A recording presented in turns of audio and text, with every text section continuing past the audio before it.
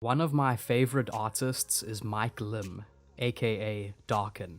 His specialty is dark fantasy and things that go bump in the night. But his work also features a surprising amount of light, which for me is a key part of what makes it effective. Daarken studied at the Academy of Art in San Francisco and graduated with a BFA in traditional illustration. He always enjoyed fantasy and video games and played Magic in high school. This was mostly around Ice Age, Revised, and Fallen Empires, all gritty sets that appear to have left their mark on him. Daarken also cites as influences fellow Magic artists Brom, Justin Sweet, Carla Ortiz, and Alex Konstad. Daarken started illustrating for Dungeons & Dragons before joining the ranks of Magic's artists in 2007. One of these cards was Corlash, heir to Blackblade, which is typical of his style. True to his name, Daarken's work generally depicts grim subject matter, like monsters and black magic.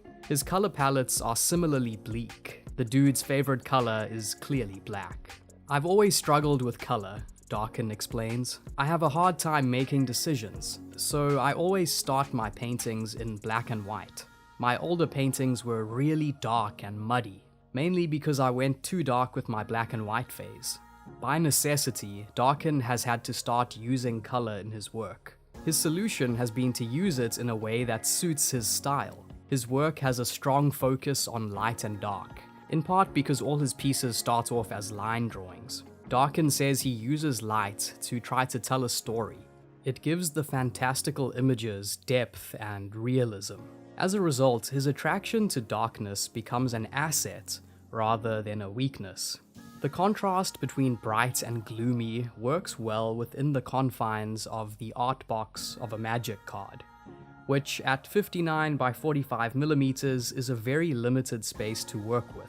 Jeremy Jarvis, creative director for Wizards of the Coast, says that the size and format of the medium are not openly conducive to communicating an awe-inspiring sense of immersion. Anyone who's had to squint at a Magic card to try to figure out what it's supposed to be knows what he's talking about. But Daarken finds ways to use this small space to the max.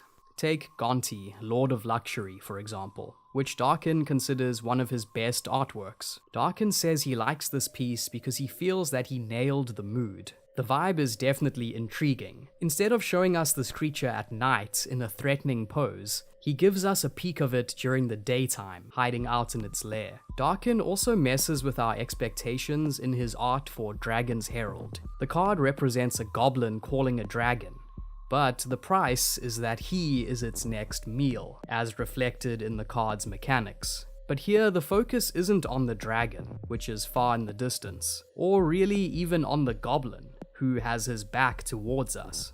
Instead, the brutal landscape is the centerpiece of the image. The curve of the mountain juts threateningly into the frame.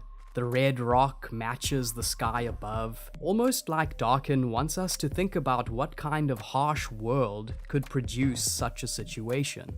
Another one of Daarken's most impactful pieces is Bloodghast, a fan favorite. It's simple and graphic, almost like something from a comic. The lines trailing the deep red claws give the creature an aura of speed and movement. Here, the contrasting light and dark tones allow Daarken to show the menace of the vampire with just 4 colors.